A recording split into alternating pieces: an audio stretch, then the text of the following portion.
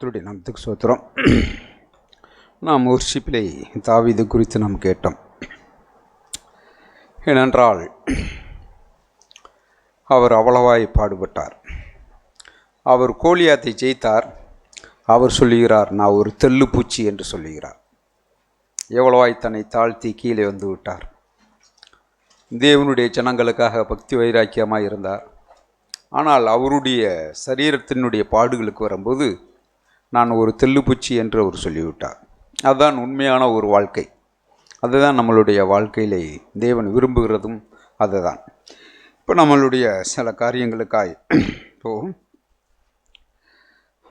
பிலிப்பியர் 3வது அதிகாரம் 21வது வசனம். அவர் எல்லாவற்றையும் தமக்கு கீழ்ப்படுத்தி கொள்ளத்தக்க தம்முடைய வல்லமையான செயலின்படியே நம்முடைய அற்பமான சரீரத்தை தம்முடைய மகிமையான சரீரத்திற்கு ஒப்பாக மறுரூபப்படுத்துவார். அவர் சொல்கிறார். மறுபடியும் நம்ம வாசிப்போம் அந்த வசனத்தை. அவர் எல்லாவற்றையும் தமக்கு கீழ்ப்படுத்தி கொள்ளத்தக்க தம்முடைய வல்லமையான செயலின்படியே நம்முடைய அற்பமான சரீரத்தை தம்முடைய மகிமையான சரீரத்திற்கு ஒப்பாக மறுரூபப்படுத்துவார். இங்கே இயேசு ஆண்டவர் என்ன சொல்லியிருக்காருட்டா, மறுரூபப்படுத்துவார் என்று சொல்லி இங்கே குறித்து நம்மளுடைய மறுரூபத்தை இங்கே பேசுகிறார். 2 கொரிந்தியர் 3வது அதிகாரம். கடந்த நாட்களில் கூட பாம்பேயில் உள்ள ஜார்ஜ் பிரதர் கூட அந்த வார்த்தையை நமக்கு பகிர்ந்து கொண்டார்கள். அதுக்கு முன்பாகவே இதை நான் எடுத்து வச்சிருந்தேன். நான் பல நாட்களாக தியானித்த வசனம் தான். 2 கொரிந்தியர் 3வது அதிகாரம் 18வது வசனம். நாம் எல்லாரும் திறந்த முகமாய் கர்த்தருடைய மகிமையை கண்ணாடியிலே காண்கிறது போல கண்டு ஆவியாயிருக்கிற கர்த்தரால் அந்த சாயலாகத்தானே மகிமையின் மேல் மகிமை அடைந்து மறுரூபப்படுகிறோம். மகிமையின் மேல் மகிமை அடைந்து மறுரூபப்படுகிறோம். இது எப்படின்னு கேட்டால், ஆண்டவருடைய வருகை நாளில் நம்மளை மறுரூபப்படுத்தும்படி இந்த வார்த்தையை கொடுத்திருக்கிறார்.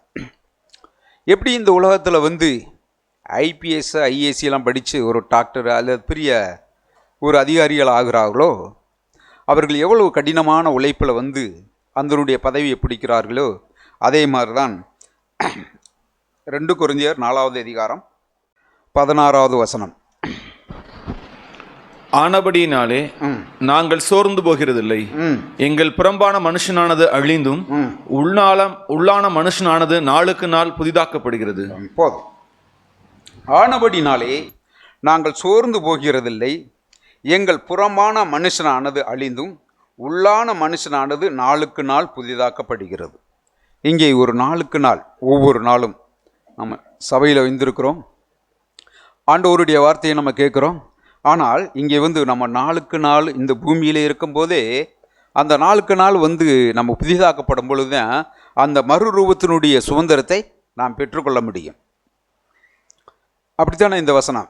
நம்மளுடைய அந்த மறுரூபத்துக்கு எப்படி போகணுன்னு கேட்டால், இந்த பூமியில் இருக்கையிலேயே என்னுடைய பேச்சில், என்னுடைய வார்த்தையில் நான் சாந்தமாய், அமைதியாய், இச்சையடகமாய், பொறுமையாய், எந்த முறுமுறுப்பு இல்லாமல், குடும்பத்திலையும் கூட அல்லது உறவினத்திலும் கூட, அல்லது எதிர்ப்புகள்லாம் நிறையா வரும்.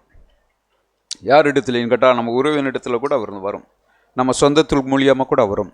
எங்கேயாவது நமக்கு ஒரு உரசல்கள்லாம் இருக்கும். ஆனால் அங்கே நாளுக்கு நாள் நம்ம புதிதாக்கப்பட வேண்டும். ஒவ்வொரு நாளும் நம்ம புதிதாக்கப்படும் பொழுதுதான் தேவனுடைய மறுரூபத்திலே நம்ம கண்டடைய முடியும். அப்படி ஒரு வழி இல்லாமல், ஒரு குறுக்கு வழியெல்லாம் அப்படியெல்லாம் இல்லை. அப்போஸ்தலர்கள் அப்படித்தான் அந்த வழியில் போனார்கள். ஏசாண்டவர் இந்த பூமியிலே சிலுவையில் தொங்கிதான் மனுஷரூபமாக சிலுவையில் தொங்கி அவர் பாடுபட்டு இரத்தத்தை சிந்தி அவர் அந்த காட்சிக்கு போனார். அதே மாதிரி தானே அப்போஸ்தலர்களும் கூட அந்த வழியில் தான் போனார். நமக்கு மூத்த சகோதரர்கள் இருக்கிறவர்களும் கூட நமக்கு அநேக பாடுகளில் கடந்து தான் நமக்கு பிரசங்கிக்கிறார்கள். நீங்கள் எல்லா பிரசங்கிமார்களையும் நான் அடிக்கடி சொல்லுவேன், நீங்கள் எல்லா பிரசங்கிமார்களையும் கூட நீங்கள் கேட்கும்போது ஜனங்களுக்கு தான் பேசுவார்கள். ஆனால் சாக் பிரதர் என்ன தெரியுமா, அவரை சேர்த்து பேசுவார். நாம் என்று பேசுவார். இதுதாங்க நம்மளுடைய வாழ்க்கையிலே நம்மளை நாளுக்கு நாள் சுத்திகரிக்கப்பட வேண்டியது. கொலேசியர் 3வது அதிகாரம் 9-10 வாசிப்போம். ஒருவருக்கொருவர் பொய் சொல்லாதிருங்கள், பழைய மனுஷனையும் அவன் செய்கைகளையும் களைந்து போட்டு தன்னை சிருஷ்டித்தவருடைய சாயலுக்கு ஒப்பாய் பூரண அறிவடையும்படி புதிதாக்கப்பட்ட புதிய மனுஷனை தரித்து கொண்டிருக்கிறீர்களே. இங்கே என்ன சொல்லுகிறா பவுல் கேட்டா, நீங்கள் வந்து கிறிஸ்துவுக்குள்ள வந்துட்டீங்க, இப்போ மனம் திரும்பி இருக்கீங்க, ஞானஸ்தானம் எடுத்துட்டீங்க. ஆனால் ஒருவருக்கு ஒரு என்ன செய்யக்கூடாது, பொய் சொல்லக்கூடாது. பழைய மனுஷனே இருக்கிறான் இல்லையா, ஒரு பழைய மனுஷன் நமக்குள்ளே இருக்கிறான் எப்போதுமே. அவன் கோபம், எரிச்சல், முறுமுறுப்பு, பகைமை, விரோதங்கள்லாம் வருகிறது. அது என்ன சொல்லி போட்டிருக்கான்னு கேட்டால், பழைய மனுஷனையும் அவன் செய்கையிலையும் களைந்து போடுங்கள். ஒரு வஸ்திரத்தை எப்படி ஒரு அழுக்காக இருக்கும்போது நம்ம களைந்து போடுகிறோமோ, அதனால தான் யோசுவாவுக்கு சொன்னார் கர்த்தர், அவன் அழுக்கு வஸ்திரம் தரித்திருக்கிறான், அவனுடைய அழுக்கு வஸ்திரத்தை கலட்டி போட்டு வெண் வஸ்திரத்தை நீ கொடு அப்படின்னு சொல்லிட்டு. அங்கே ஒரு தூதன் அங்கே வந்து இந்த சாத்தான் வந்து கேட்குறான், இவன் அழுக்கு வஸ்திரமுடையவனாய் இருக்கிறான் என்று சொல்லி யோசுவாவை குறித்து, ஒரு தீர்க்கதரிசி குறித்து, ஒரு மேன்மையானவரை குறித்து அங்கே சொல்லுகிறார். அப்பொழுதுதான் கர்த்தர் சொல்றார், இவனுடைய அழுக்கு வஸ்திரத்தை எடுத்து போட்டு வெண் வஸ்திரத்தை இவனுக்கு உடுத்தி என்று சொல்லுவார். அவன் வெண் வஸ்திரத்தை உடுத்துவார். ஆமாம் அந்தவர்களே, நம்மளுடைய எப்பொழுதெல்லாம் நம்மளுடைய பழைய மனுஷனையும் அவனுடைய செய்கைகளையும் சதாய் நம்மளுடைய சிந்தையிலே, ஆமாண்டவரை இப்படி செஞ்சிருக்கக்கூடாதுண்ணா, நான் இந்த நக்கலத்தை இப்படி பேசியிருக்கக்கூடாது, நான் சபையில் இப்போ பேசினது வந்து தவறுதான், ஆமாண்டவரே இப்படியாய் தன்னை சுத்திகரித்து கொண்டு, அந்த பழைய மனுஷனை சுத்திகரித்து கொண்டு தன்னை சிருஷ்டித்தருடைய சாயலுக்கு ஒப்பாய் பூரண அறிவடையும்படி புதிதாக்கப்பட்ட புதிய மனுஷனை நீங்கள் தரித்து கொண்டு இருக்கிறீங்க. அதனால் நீங்கள் என்ன செய்யுங்க, இப்போ உங்களுடைய பொய்களெல்லாம் களைந்து போடுங்கள். உங்களுடைய சகோதர சகோதரிகளுக்குள்ள ஒரு நல்ல ஐக்கியங்கள் இருக்கட்டும். அவங்க வீட்டில் போய் குழாவிக்கிட்டு இல்லை, அவங்களுக்கு கொடுக்கும்போது அவங்களுடைய நினைக்கும் போது உங்களுடைய ஒரு கரிசனை, அவங்களுடைய பிரச்சனை என்ன என்பதை கேட்டு அவங்களுடைய கரிசனை, அவர்களுக்காக ஜெபிப்பது. ஆம், நம்மளுடைய சகோதர சகோதரிகளை நம்ம அழைத்திருக்கிறார். நான் சொல்லுவேன், வந்து என்னுடைய சபையில் உள்ளவர்கள் என்னுடைய சகோதரர்கள் என்று சொல்லுவேன், என்னுடைய தாய் என்னுடைய சகோதரி என்று சொல்லுவேன். நான் உரிமையை பாராட்டி, ஆண்டவரே உமக்கு நன்றி ஆண்டவரே சொல்லுவேன். எனக்கு சொந்தங்கள் ஒன்றும் இல்லை. ஆமாம் வந்தவர்களே, எங்கள் வீட்டில் கேட்டு பாருங்கள், என்னுடைய சபையில் உள்ளவர்கள் தான் எனக்கு சொந்தம். நம்ம சபையில் உள்ளவர்கள் தாங்க நமக்கு சொந்தம். அதனாலே பழைய மனுஷனையும் அவன் செய்கைகளையும் களைந்து போட வேண்டும். ஒரு உறவு கணவன் மனைவி, மாமியா மாமனார், இவர்களுக்குள் ஒரு நல்ல உறவு. ஒரு சகோதரன் சொன்னார், அவர் வந்து தன்னுடைய மாமியாரை வந்து கிளவி என்று சொன்னார்களாம். கிளவி அந்த ஒட்டு திணையில் தான் உட்கார்ந்துருக்குது அந்த கிளவி அப்படின்னு சொன்னார்களாம். அப்பொழுது இவர் சொன்னாராம், நீங்கள் ஒரு அத்தேன்னு என்று சொல்லி கூப்பிட்டு பாருங்களே, அவங்க எவ்வளவு சந்தோஷப்படுவா தெரியுமா அப்படின்னு சொன்னாராம். ஆமாம் வந்தவர்களே, அவங்கள கிளவின்னு சொல்ல வேண்டாம், அத்தை என்று சொல்லி பாருங்கள். மாமா என்று சொல்லிப்பார், கிழவனேன்னு சொல்ல வேண்டாம், மாமா என்று சொல்லி பாருங்கள். உங்களுடைய தகப்பனை தாயும் வந்து கிழவன்னு சொல்லுவீங்களா? சொல்ல மாட்டோம். அந்த பழைய மனுஷன் நமக்குள்ள இருக்கிறான். அங்கே விரோதமான காரியங்கள் நடந்து கொண்டு இருக்கிறது. புதிதாய் கல்யாணம் பண்ணினவர்கள் என்னுடைய இளநீ கடைக்கு வந்தார். அந்த மாப்பிள்ளை வந்து இளநியை வாங்கி கொண்டு போய் தன் மனைவிகிட்ட கொடுக்குறாங்க. அவங்க மறுக்கிறாங்க, நான் கொடுக்க முடியாதுன்னு சொல்லி ஒரே டென்ஷன். அப்பொழுது நான் ஆண்டவருடைய சுவிசேஷத்தை சொல்ல நேரிட்டது. ஒரு நல்ல சந்தர்ப்பம் கிடைத்தது. அந்த சகோதரி மனமகிழ்ச்சி ஆகிவிட்டார்கள். ரொம்ப நன்றி என்று சொன்னார்கள். கணவன் கொடுத்த அந்த இளநியை வாங்கி அவர் குடித்தார்கள். ரைஸ் கொடுத்தேன், ஆண்டவரை தேடுங்கள் என்று சொன்னேன். அவர் ஒரு அவிசுவாசி. நாம் தேவனை அறிந்திருந்தோம்னால் நம்மளுடைய பழைய செய்கைகளை எல்லாம் என்ன செஞ்சிருவோம், நம்ம களைந்து போட்டு இருப்போம். என்கேட்டால் அவர் சொல்லுகிறார், அவர் வந்து புதிய மனுஷனை நீங்கள் தரித்து கொண்டு இருக்கிறீர்களே. நம்ம எப்பொழுதெல்லாம் வந்து நம்ம ஞானஸ்தானத்துக்கு உடன்படிக்கை கொண்டு போயிருக்கிறோமோ அப்பொழுதெல்லாம் நாம் புதிய மனுஷனை நம்ம தரித்து கொண்டு இருக்கிறோம். கிராமத்தில் நீங்கள் பார்த்துருக்கிறீங்களா, ஒரு பெண்ணை வந்து கல்யாணம் பண்ணி முடிக்கும்போது அவர்கள் போகும்போது அவங்களுக்கு புத்தி சொல்லுவதெல்லாம் என்னன்னு கேட்டால், அம்மா நீ அங்கே கீழ்ப்படிந்துரு, நல்ல தாய் தகப்பன் அப்படித்தான் சொல்லுவார்கள், எனக்கு தெரிய சொல்லுவார்கள்.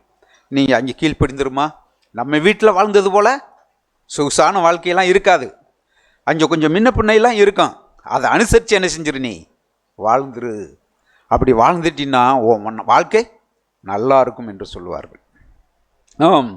இப்படி தான் நம்மளுடைய வாழ்க்கையிலே கடந்து போக வேண்டும். 2 கொரிந்தியர் 8வது அதிகாரம் 23வது வசனம்.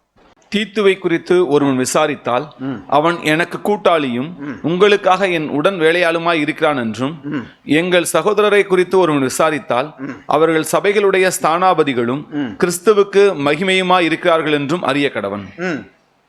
ஆதலால் உங்கள் அன்பையும் நாங்கள் உங்களை குறித்து சொன்ன புகழ்ச்சியையும் சபைகளுக்கு முன்பாக அவர்களுக்கு திருஷ்டாந்தப்படுத்துங்கள். அங்கே சொல்கிறார் பவுல் தீத்துவை குறித்து ஒருவன் என்னிடத்துல விசாரித்தால் அவன் எனக்கு கூட்டாளி, உங்களுக்காக என் உடன் வேலையாளுமாய் இருக்கிறான். ஆர்சி வேதாமத்தில் இருக்கும். என்னுடைய ஊழியத்திலே அவன் பாதியை எடுத்து அவன் ஊழியம் செய்கிறான்.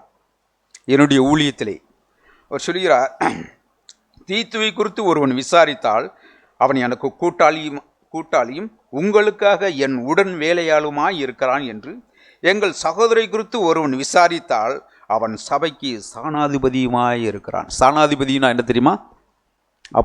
அப்போஸ்தலர்களாம். ஆர்சி வேதாமத்தில் இருக்க அப்போஸ்தலர்கள். ஆமாம் மந்தூரிலே நமக்கு இந்த வாலிபர்கள் போதும். சகோதர் வாலிபர் மீட்டிங்கில் அவ்வளவா செல்லை குறித்தும் இப்போ உள்ள டெக்னாலஜி குறித்தும் நிறைய உங்களுக்கு விளக்கி சொன்னார்கள். நான் உங்களுக்கு சொல்லுகிறேன், நீங்கள் தேவனுடைய அன்பால் நீங்கள் ஈர்க்கப்பட்டால் அது ஒன்று வேலை செய்யாது. தெரியுமா? நீங்கள் வேதத்தை வாசிக்கவும் நீங்கள் செபிக்கவும் நீங்கள் தேவனை தேடவும் இருந்திருந்தனால் நீங்கள் இந்த சபைக்கு ஒரு அப்போஸ்தலர். தேவன் நினைக்கிறார், நீங்கள் விசாரிக்கிறவர்களாக இருக்கிறீங்களா? நீங்கள் தேவனுடைய வார்த்தையை நீங்கள் கொண்டுகிட்டு வர விரும்புகிறீர்களா? நீங்கள் பேசுங்கள். என்னுடைய வாலிப நாட்களில் நான் மில்லுக்கள் இப்படி சொல்லிக்கிட்டு இருப்பேன். என் கையை வைத்து அங்கே ஒரு பாடலை பாடிக்கொண்டு போவேன். என் மிஷினில் ஏறி கொண்டு இருப்பேன். அங்கிருந்து அப்படியே கண்ணீர் வடியும். ஏன் தெரியுமா? தேவனுடைய அன்பு. அதனால தான் பாவிகளிடத்தில் நில்லாமலும் பரியாசக்காரர் உட்காரும் இடத்தில் உட்காராமலும் வேதத்தை இரவும் பகலும் தியானிக்கிற மனுஷன் அவன் பாக்கியவான். எனக்கு தேவன் அப்படி தந்தார். 4 பேர் உட்கார்ந்து இருக்கிற இடத்துல எனக்கு உட்கார்றதுக்கு நேரம் இல்லை என்கிட்டால் நான் வசனம் எழுதி கொண்டு போனதை என்னுடைய டவுசர் பாக்கெட்டில் இருந்து எடுத்து அங்கே நான் வாசித்து கொண்டு இருப்பேன். நீங்கள் தேவனுடைய அன்பினால் ஈர்க்கப்பட்டு இருக்கிறீர்களா? நீங்கள் இந்த வேதத்தை அதிகமாக நீங்கள் வாசியுங்கள். வாலிபர்களா, நீங்கள் அதிகமாக வாசிங்கள். ஒரு கவிதையை எழுதுங்கள், ஒரு பாடலை எழுதுங்கள். நான் உங்களை உற்சாகப்படுத்துகிறேன். பாருங்கள், மோசே அந்த முள்செடிக்கு முன்பாக நின்றார். கடந்த நாட்கள் சாக் பிரதர் செய்தி, என்னுடைய செய்தி அல்லது. அவர் அந்த முள்செடிக்கிட்ட போகும்போது அந்த முள்செடியிலே அக்கினி பற்றி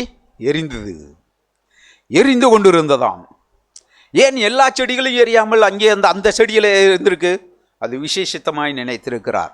அதனால தான் அப்போஸ்தலர் பணிகளில் சாக்கு பிரதர் சொல்லுகிறார், அங்கே 120 பேர் முள்செடி இருந்தது என்று சொல்லி 120 பேர் பரிசுத்த ஆவியானவர் இறங்கினார்.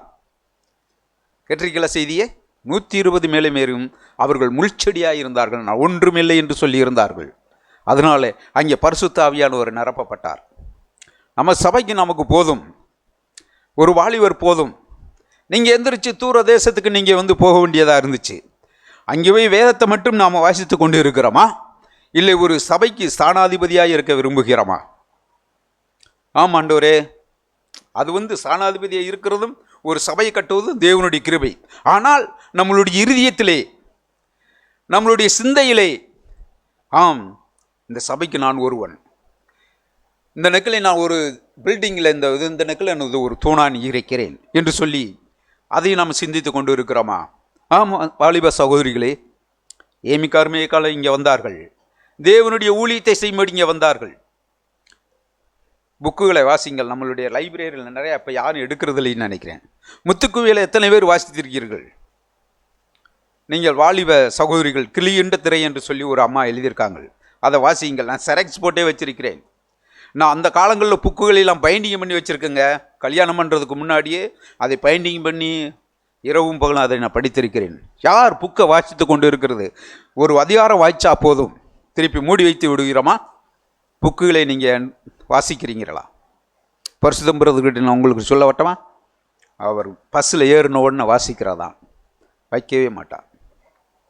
இறங்கு நெருக்களை மூடுவார், புக்கோ பையிலோ வாய்ச்சி கொண்டிருப்பார். அந்த தாக்கமுடையவர்களாக இருக்கிறோமா? எங்கேயாவது ஒரு பயணத்துக்கு போகிறோம், எங்கேயாவது ஒரு ஊருக்கு போகிறோம், ஏதாவது ஒரு புக்கை எடுத்துகிட்டு போவான். ஏதாவது ஒரு பைபிள் எடுத்துகிட்டு போவான், இல்லை பரலோக பொக்கிஷனை ஒன்று கையில் பிடிச்சிக்கிட்டு போவான். நம்மளோடத்தில் வாஞ்சி இருக்குதா? தேவன் சொல்கிறார், நீங்கள் சபைக்கு ஸ்தானாதிபதிகள் என்று சொல்லுகிறார். நீங்கள் சபைக்கு ஸ்தானாதிபதிகள். சபைக்கு நீங்கள் வர்றது முக்கியம் இல்லை. நான் தேவனுக்காக ஒரு வாழ்க வேண்டும், நான் தேவனுடைய காரியத்துக்காக ஒரு காரியத்தையும் சொல்கிறேன். ஆண்டவர் சொல்கிறார், என் காரியமாக யாரு போவான் என்று சொல்லி கேட்கிறார். அவருடைய காரியமாய் போவோமா? இன்றைக்கு செய்தியில் சாக்குபுரர் சொல்லுவார், 50 வயது வரைக்கும் நீங்கள் காத்திருக்க வேண்டுமா? வேண்டாம், இப்பவே நீங்கள் எழுந்துறீங்கள். 50 வயது வந்தால் தான் தேவனுடைய செய்தியை கொண்டுகிட்டு வர முடியுமா? நீங்கள் இல்லை, இப்பவே நீங்கள் கொண்டுகிட்டு வர முடியும். ஆமாம் மதுரையிலே அப்படிதான் அப்போஸ்தலர்களும் வாழ்ந்தார்கள். நான் லூக்கா எழுதின சுவிசேஷத்திலே சில உதாரணங்களை நான் காமிக்கிறேன். 9வது அதிகாரம் 51, 52 வாசிப்போம். பின்பு அவர் எடுத்துக்கொள்ளப்படும் நாட்கள் சமீபித்த போது அவர் எருசலேமுக்கு போக தமது முகத்தை திருப்பி தமக்கு முன்னாக தூதர்களை அனுப்பினார். அவர்கள் போய் அவருக்கு இடத்தை ஆயத்தம் பண்ணும்படி சமாரியருடைய ஒரு கிராமத்திலே பிரவேசித்தார்கள். அவர் எருசலேமுக்கு போக நோக்கமாய் இருந்தபடியினால் அவ்வூரார் அவரை ஏற்றுக்கொள்ளவில்லை. அவருடைய சீஷராகிய யாக்கோபும் யோவானும் அதை கண்டபோது, ஆண்டவரே, எலியா செய்தது போல வானத்திலிருந்து அக்கினி இறங்கி இவர்களை அழிக்கும்படி நாங்கள் கட்டளையிட உமக்கு சித்தமா என்று கேட்டார்கள். போதும். இங்கே சீசர்கள் அவர் எருசலேமுக்கு போக நோக்கமாயிருக்கிறார். ஏனென்றால் சாலோமன் ராஜாவுக்கு பின்னாடி அந்த ராஜ்யபாரம் 2ஆக பிரிகிறது. அப்பொழுது சமரியரை யூதர்கள் மதிப்பதில்லை. அவர்கள் இழிவாகவும் தரைக்குறாகவும் நடத்தி கொண்டிருந்தார்களாம். சரித்திரங்களில் சொல்லப்பட்டது. அப்படி சொல்லக்கூடிய காலங்களில் அந்த வழியாய் ஏசாண்டவர் அங்கே போகணும்னு இருந்தார். அப்பொழுது சமரியார் அந்த தேசத்தின் வழியாக போகக்கூடாது என்று சொல்லி அங்கே தடை பண்ணினார்கள். அது சீசர்கள் சொல்கிறார்கள், ஆண்டவரே, எலியா செய்தது போல நாங்களும் செய்யட்டுமா என்று சொல்லி அங்கே கேட்கிறார்கள். ஆண்டவர் கடிந்து கொள்கிறார், நீங்கள் இன்ன ஆவி உள்ளவர்கள் என்று உங்களுக்கு தெரியுமா என்று சொல்லி. அப்படி சொல்லி தான் அங்கே நம்ம யோவான் எழுதின சுவிசேஷத்திலே நம்ம வாசிக்கிறோம். சமரியா ஸ்திரீயினுடைய பேசும்பொழுதும் அவர்கள் அநேக ட்ரிப்பு அந்த வசனங்கள் நம்ம எடுக்க வேண்டாம், நம்ம தெரியும். அங்கே சமரியா ஸ்திரீயோட பேசி அந்த சமரியா ஊர்லேயே போய் ஏசாண்டவர் என்ன செஞ்சார்? அங்கே சுவிசேஷத்தை அறிவித்தார். அதுக்கு பின்பாக இந்த யோவானும் பேதுருமாய் அந்த ஊருக்கு போகிறார்கள் ஏசாண்டவருக்கு பின்னாடி. அப்போஸ்தலர்கள் 8வது அதிகாரம் 13, 14 வாசிப்போம். அப்பொழுது சீமோனும் விசுவாசித்து ஞானஸ்நானம் பெற்று பிலிப்பை பற்றி கொண்டு அவனால் நடந்த அடையாளங்களையும் பெரிய அற்புதங்களையும் கண்டு பிரமித்தான். சமாரியர் தேவவசனத்தை ஏற்றுக்கொண்டதை எருசலேமில் உள்ள அப்போஸ்தலர்கள் கேள்விப்பட்டு பேதுருவையும் யோவானையும் அவர்களிடத்திற்கு அனுப்பினார்கள். பேதுருவையும் யோவானையும் யார் இடத்துல? ஏன் தெரியுமா? அவர்கள் கொஞ்சம் கொஞ்சமாய் நாளுக்கு நாள் என்ன செஞ்சு விட்டார்கள்? புதிதாக்கப்பட்டார்கள். அவர்கள் புதிதாக்கப்பட்டதுனால ஏசாண்டவர் அன்றைக்கு பச்சித்திருந்தால் அந்த சமரியா தேசம் இருந்திருக்காது. ஆனால் ஏசாண்டவர்கள் கடிந்து கொண்டார், அந்த ஜனங்களை அவர் நேசித்தார். ஆகையினாலே அவர்கள் மறுபடியுமாய் பேதுருவும் யோவானும் அந்த தேசத்தில் போய் அந்த சமரியர்களுடைய ஆண்டவருடைய வார்த்தையை இங்கே பிரசங்க வேண்டியதாக இருந்தது. ஆமாம் மதுர்களே, நம்மளை தன்னை தாழ்த்துவோம். ஆண்டவரே எங்களுக்கு இறங்கும் என்று சொல்லுவோம். நான் ஒரு பெரிய ஆளாக இருக்க வேண்டாம், ஒரு படிப்பாளியாக இருக்க வேண்டாம். தாமஸ் கெம்பிஸ் சொல்லுவார், படிப்பு நல்லது தான், அதனாலே உங்களுக்கு என்ன பிரயோஜனம்? ஒரு மனிதன் தேவபக்தியாக நடப்பதே அதிக பிரயோஜனம். தன்னை சுத்திகரிப்பதே, நாளுக்கு நாள் புதிதாக்கப்படுவதே மேன்மையான காரியம். ஆமாம் மந்தர்களே, நம்ம குணப்பட்டு விடுவோம். தேவனுடைய அன்பில் நம்ம ஈர்க்கப்படுவோம். அன்னிதினமும் வேதத்தினுடைய வார்த்தைகளை நம்ம கேட்போம். பாடல்களை படியுங்கள். நான் உங்களுக்கு சொல்லுகிறேன், என் பிள்ளைகள், என் பையன் போய் நிறைய இடத்துல சொல்லுவாங்க, என் பையன் போய் என் பிள்ளை போய் அங்கேருந்து ஒரு சினிமா பார்த்தா கற்றுக்கிட்டு இங்கே வீட்டில் பாடுன்னு சொல்லுவாங்க. என் பையனை குறித்து நான் உங்களுக்கு சரி, ஒரு சினிமா கூட பாட்டை படிக்க மாட்டான். ஏன் தெரியுமா? அங்கே வீட்டில் வந்த உடனே பாடல் படிப்போம், ஆண்டவரை நாங்கள் துதிப்போம். ஆண்டவருக்கு மௌனமாக ஒரு காரியத்தை சொல்லி இந்த பாட்டு என்ன என்று சொல்லி பிள்ளைகள்கிட்ட நாங்கள் ஆலோசனை பண்ணுவோம். தம்பி அப்படின்னு 5 மணிக்காக இருந்தாலும் சரி, 4 மணிக்காக இருந்தாலும் சரி, தம்பி எந்திரி, எந்திரிலாம் சொல்ல மாட்டேன், தம்பின்னு சொன்னால் போதும். அவன் முழங்காலில் நின்று கதறுவான். ஏசப்பா ஏசப்பா ஏசப்பா ஏசப்பா ஏசப்பா நன்றி நன்றி என்று சொல்லுவான். எந்திரிமா, நாம் அதிகாலையில் எந்திரிச்சு நம்ம தேவனை துதித்தால் நம்மளுடைய பிள்ளைகள் என்ன செய்யும்?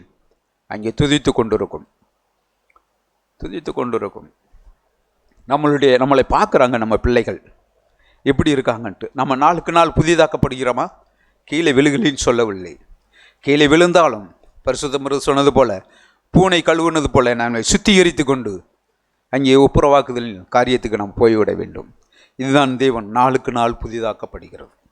இங்கே நாளுக்கு நாள் புதிதாக்கப்பட்டு கொண்டே இருப்போம். இதுதான் தேவன் விரும்புகிறார்.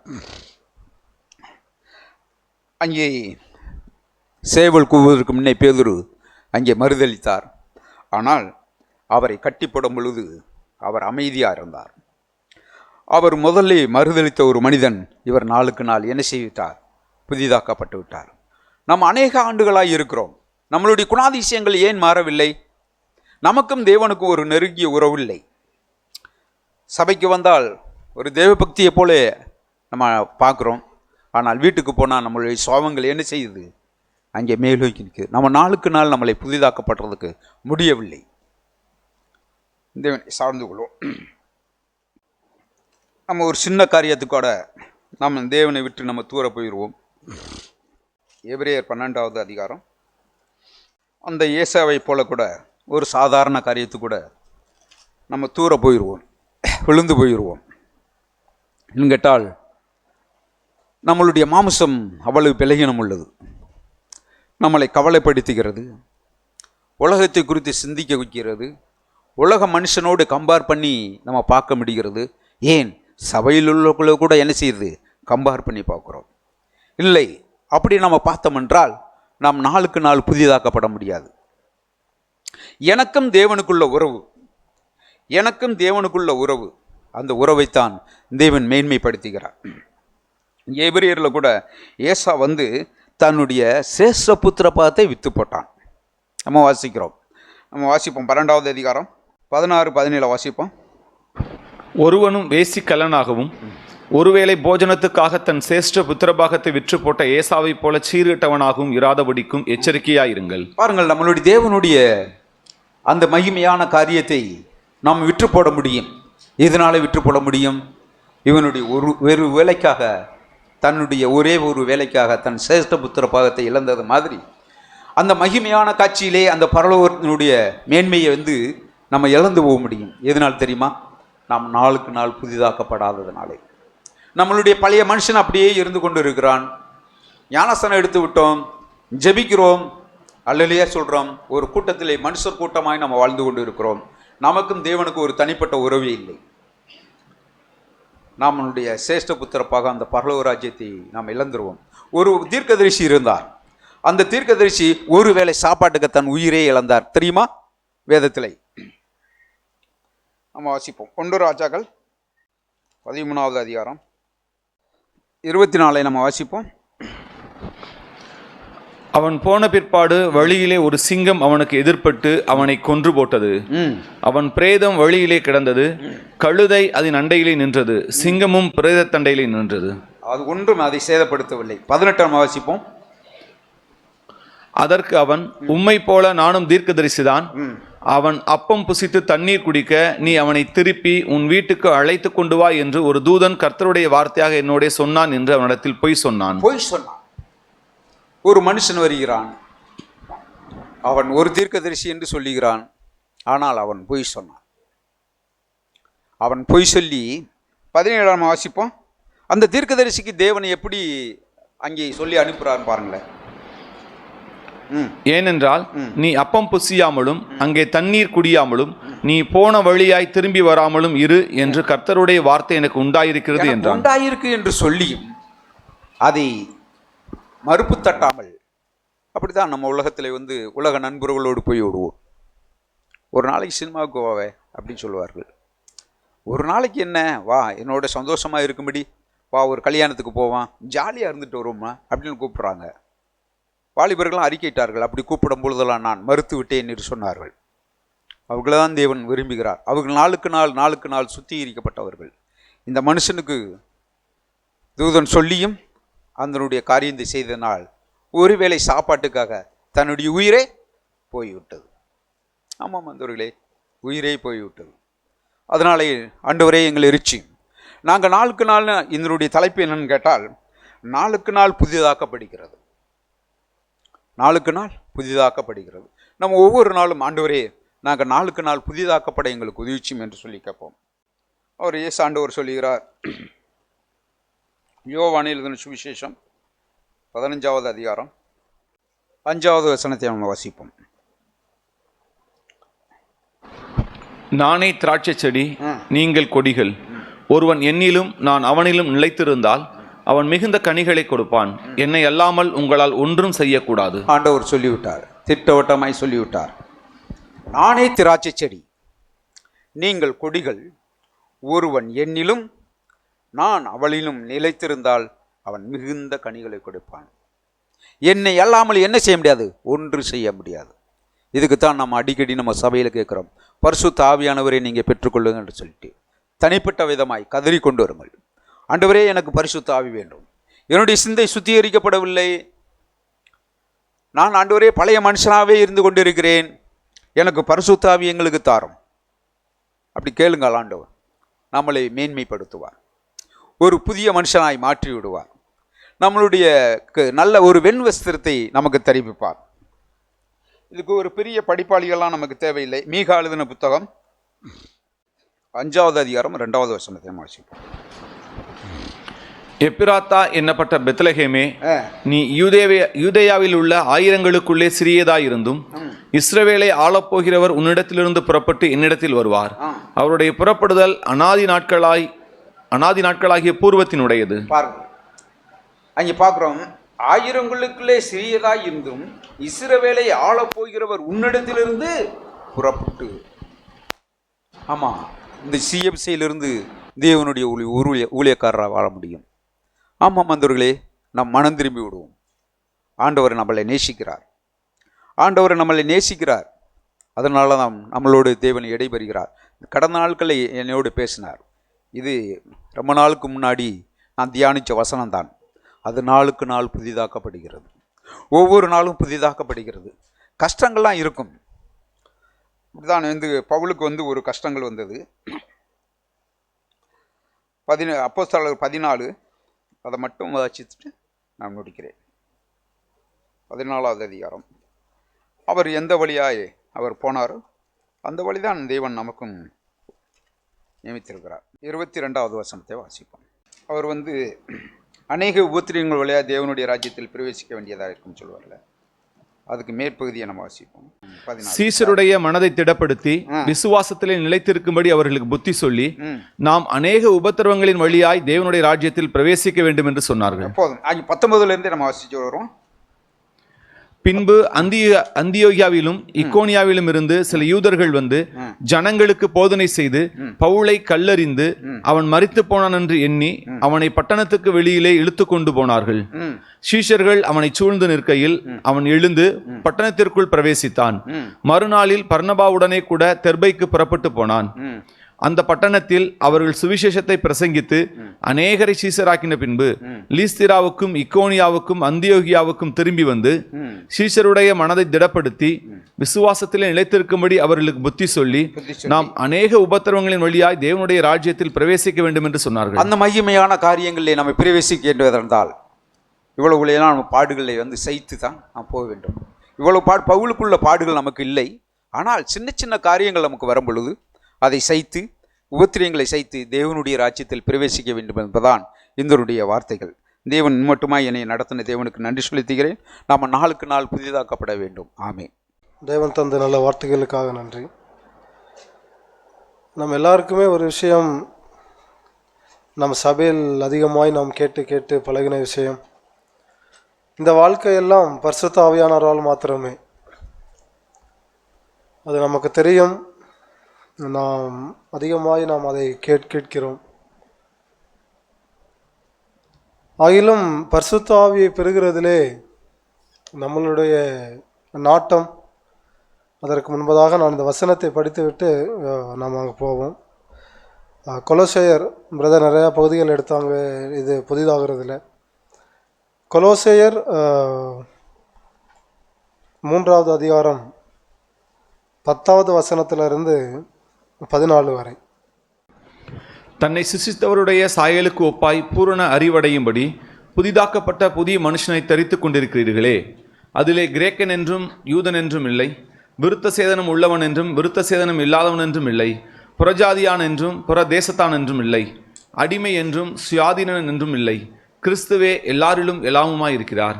ஆகையால் நீங்கள் தேவனால் தெரிந்து கொள்ளப்பட்ட பரிசுத்தரும் பிரியருமாய் உருக்கமான இரக்கத்தையும் தயவையும் மனத்தாழ்மையையும் சாந்தத்தையும் நீடிய பொறுமையையும் தரித்து கொண்டு ஒருவரை ஒருவர் தாங்கி ஒருவர் பேரில் ஒருவருக்கு குறைபாடு உண்டானால் கிறிஸ்து உங்களுக்கு மன்னித்தது போல ஒருவருக்கொருவர் மன்னியுங்கள். இவை எல்லாவற்றின் மேலும் பூரண சற்குணத்தின் கட்டாகிய அன்பை தரித்து கொள்ளுங்கள். இந்த இடத்திலே ஆங்கில வேதாகமத்தில் எப்படி சொல்லப்பட்டிருக்குன்னா 10வது வசனம் முடிச்சுட்டு 11வது வசனம் வரும் பொழுது ஒரு புதிதாக்கப்பட்ட மனுஷனுடைய சாயல். இந்த இடத்துல நான் என்னை இப்படித்தான் ஆராய்ந்து பார்க்க ஆவியானவர் ஏவுகிறார்.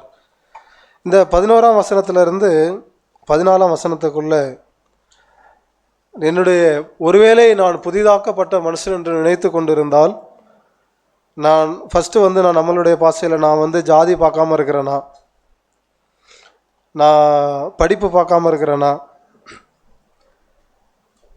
அதில் வரிசையாக நீங்கள் பார்த்தீங்கன்னா நிறையா இருக்குது. நான் அடிமை அல்லது சுயாதீனன், அப்படியே ஒவ்வொரு விஷயமா சொல்லிட்டு வரும் பொழுது பவுல் இன்னும் என்ன சொல்கிறார் அப்படின்னா சாந்தம். அதை நீங்கள் நிறைய அந்த பகுதியில் இருக்குது. எல்லாவற்றையும் சொல்லிட்டு கடைசியில் இவர் எல்லாவற்றிற்கும் மேலாய் அன்பை தரித்து கொண்டு இருக்கிறேனா. ஸோ பவுல் சொல்லும் பொழுது நான் என்னை இப்படி தான் ஆராய்ஞ்சு பார்க்குறேன் ஒவ்வொரு விஷயத்துலையும். முதல்ல அந்த 11ஆம் வசனத்தில் யூதன் என்றும் கிரேக்கன் என்றும் இல்லை அப்படின்னா அங்கே யூதன் கிரேக்கன் சொல்கிறது நம்மளுக்கு ஒருவேளை புதிதான வார்த்தையாக இருக்கலாம். இஸ்ரேல் தேசத்தில் யூதர்களுக்கும் கிரேக்கர்களுக்கும் அது பயங்கர ஒரு பிரிவினை உள்ளது. ஆனால் பவுல் சொல்லுகிறார், அவன் உண்மையாக நீ ஆவியில் பிறந்திருந்த அப்படின்னா அந்த ஜாதி வேறுபாடு, இன வேறுபாடு, மொழி வேறுபாடு இது எதுவுமே இருக்காது. ஒருவேளை நான் இன்னும் எனக்குள்ள அந்த ஜாதி பார்க்குற அந்த ஆவி, அந்த படிப்பினால் ஒரு சகோதரனை நான் தரக்குறைவாக பார்க்குற ஆவி, அல்லது வேலையின் அடிப்படையில் ஒரு சகோதரனை நான் வேறு பிரித்து பார்க்குற ஆவி இருந்தால் நான் யார்? நான் புதிதான மறுரூபமாக்கப்படுகிற அந்த வாசனையையே நான் காணாத மனுஷன். பவுல் தெளிவாக இது எல்லாவற்றுக்கு மேலே நிறைய அவர் சொல்கிறார். சொல்லிட்டு ஒவ்வொரு விஷயமே முத்தான விஷயங்கள். கடைசியாக எல்லாவற்றுக்கும் மேலான அந்த பூரண அந்த அந்த 14ஆம் வசனம் வாசிங்க. பெர்ஃபெக்ட் 14. இவை எல்லாவற்றின் மேலும் பூரண சற்குணத்தின் கட்டாகிய அன்பை தரித்துக் கொள்ளுங்கள். எல்லாவற்றின் மேலும் பூரண சற்குணத்தின் கட்டாகிய அன்பை தரித்துக்கொள். இது எல்லாமே என்ன பண்ணா ஆவிக்குரிய கனிகளால் நிறைந்த, ஆவியால் நிறைந்த மனுஷனுடைய கனிகள். இது அப்படி தான் வரும். நீங்கள் ஏசாவை பற்றி பார்க்கும் பொழுது, இந்த ஏசா 12வது அந்த இது ஏசாவை பற்றி சொல்லும் பொழுது எபிரேயர் 12வது அதிகாரம் அந்த 16வது வசனம், ஒருவனும் வேசிக்கலனாகவும் ஒருவேளை போஜனத்துக்காக தன் சேஷ்ட புத்திர பாகத்தை விற்று போட்ட ஏசாவை போல சீர்கட்டவனாகவும் இராதபடிக்கும் எச்சரிக்கையாயிருங்கள். ஏசாவுக்கு சேஷ்டபுத்திர பாவம்னா எல்லாத்துலேயும் இருமடங்கு. நான் என்னுடைய ஆவிக்குரிய ரீதியிலே நான் இப்படி தான் நியாயந்திருத்து பார்க்கிறேன். நான் ஜலத்தினாலும் ஆவியினாலும் பிறந்திருக்கிறேன். நம் ஜலத்தினாலும் ஆவியினாலும் பிறந்த ஒவ்வொரு சகோதரனும் ஒவ்வொரு சகோதரியும் நாம் தேவனுடைய ஆவிக்குரிய சேஷ்டபுத்திர பாகத்தை பெற்றவர்கள். நான் ஜலத்தினாலும் நான் ஆவியினாலும் பிறந்திருக்கிறேன். ஆனால் ஏசாவை போல அநேக நேரங்களிலே நான் பெற்ற ஆவியானவரை நான் எப்படி எப்படி ஆவியானவரை அணுகுகிறேன். ஒரு பாவத்தை நான் செய்ய நேரிடும் பொழுது ஐயோ நான் தேவன் எனக்கு தந்த சேஷ்டபுத்திர பாவத்தை இழந்து விடுவேனோ என்ற அந்த பயம் இருக்கிறதா? ஒருவேளை நம்மளுக்கு அது வேற மாதிரி பார்த்தா நம்மளுக்கு ஏசா ஏதோ சாப்பாட்டுக்காக அவர் வித்தது மாதிரி தெரியும். நமக்கு அநேக சாப்பாடுகள், இச்சைன்னு சொல்கிற ஒருவேளை போஜனம், பணம் சொல்கிற ஒருவேளை போஜனம், இந்த மாதிரி பல போஜனங்களுக்காக நம்மளுடைய தேவன் தந்த இரு சேஷ்ட புத்திர பாகம் ஜலத்தினாலும் ஆவியினாலும் பெற்ற அந்த ஒரு மகிமையான ஒரு தேவனுடைய அந்த காரியங்களை நாம் இழந்துவிட முடியும். தேவன் என்னிடத்திலே அதிகமாய் பேசுகிற ஒரு விஷயம், நான் ஆவியானவரை எப்படி தேட வேண்டும் என்றால், மத்தேயு 13வது அதிகாரம் 44, 45, 46. அன்றியும் பரலோக ராஜ்யம் நிலத்தில் புதைத்திருக்கிற பொக்கிஷத்துக்கு ஒப்பாயிருக்கிறது. அதை ஒரு மனுஷன் கண்டு மறைத்து அதை பற்றிய சந்தோஷத்தினாலே போய் தனக்கு உண்டான எல்லாவற்றையும் விற்று அந்த நிலத்தை கொள்ளுகிறான். மேலும் பரலோக ராஜ்யம் நல்ல முத்துகளை தேடுகிற வியாபாரிக்கு ஒப்பாயிருக்கிறது. அவன் விலை உயர்ந்த ஒரு முத்தை கண்டு போய் தனக்குண்டான எல்லாவற்றையும் விற்று அதை கொள்ளுகிறான். இந்த இடத்துல நான் இப்படித்தான் ஆவியானோடு உணர்த்துகிறார். நான் ஆவியானவரை பெற நான் முயற்சிக்கிறேன், நல்லதுதான். ஆகிலும் என்னுடைய ஆவியானவரை நான் பெற நான் வாஞ்சிக்கிற தேடுகிற என்னுடைய வேட்கை எப்படி இருக்கிறது? ஏதோ ஒரு நாள் நான் ஜெபம் பண்ணிட்டு நான் விட்டுறேன்னா, இங்கே பார்த்தீங்கன்னா எல்லாவற்றையும் விட்டு, இப்போ எடுத்துக்கிறீங்களே, ஒரு முத்தை வாங்குறதுக்காண்டி எனக்கு ஒரு 100 ஏக்கர் இடம் இருக்குது, எனக்கு ஒரு 100 மாடு இருக்குது, அதை தாண்டி எனக்கு நிறையா வயல் நிலங்கள் இருக்குது, எல்லாவற்றையும் விற்று ஒரே ஒரு பொருளுக்கான எல்லாவற்றையும் விற்றால் உலகம் என்ன சொல்லும்? என்னை பார்க்கும் பொழுது பைத்தியக்காரன் என்று தான் சொல்லும். ஆனால் ஆவிக்குரிய வாழ்க்கை அப்படிப்பட்டது தான். நான் தேவன் எனக்கு தந்த அந்த ஆவியானவரை நான் அதிகமாய் பெற்றுக்கொள்ளும்படியாய், அந்த புதிதாக்கப்பட்ட வாழ்க்கையை பெறும்படியாய் நான் எல்லாவற்றையும் விற்க, நான் என்னுடைய சுயத்திலே உள்ள என்னுடைய சுயமாகிய எல்லாவற்றையும் விற்க நான் ஆயத்தமாக, என்னுடைய மாம்சத்தை விற்க நான் ஆயத்தமாக இருக்க வேண்டும். என்னுடைய கனத்தை, என்னுடைய மரியாதையை விற்க நான் ஆயத்தமாக இருக்க வேண்டும். என்னுடைய நண்பர்களை நான் இழக்க ஆயத்தமாக இருக்க வேண்டும். என்னுடைய சொந்தத்தை இழக்க நான் ஆயத்தமாக, இப்படியெல்லாம் நான் எல்லாவற்றையும் நான் இழக்க நான் ஆயத்தமாக இராவிட்டால் நான் என்ன பண்ண முடியாதுன்னா அந்த முத்தை வாங்க முடியாது. அந்த முத்தாகி அந்த பரிசுத்த ஆவியானவரை நான் பெற்றுக்கொள்ள முடியாது. அதில் there is no any compromise at all. அந்த இடத்துல எந்த ஒரு நம்ம ஏதோ ஒத்து போகவே முடியாது. ஒன்று எல்லாவற்றையும் விற்று அந்த முத்தை வாங்க வேண்டும், அல்லது நான் அந்த முத்தை இழக்க வேண்டும்.